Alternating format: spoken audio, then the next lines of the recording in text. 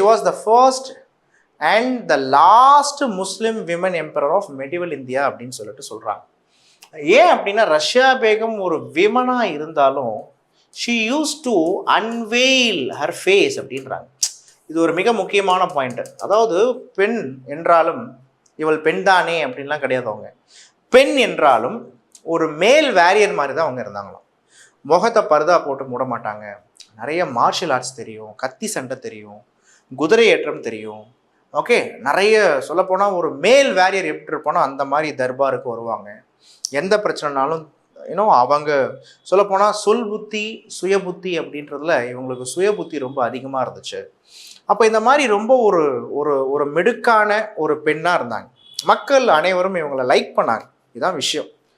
அப்போது இந்த மாதிரி ரஷ்யா பேகம் இருக்கும்போது ஆட்டோமேட்டிக்காகவே இந்த 40 மெம்பர் நோபல் குரூஸ்க்கு இந்த சஹல்கானி சிஸ்டத்துக்கு என்ன ஆகலை,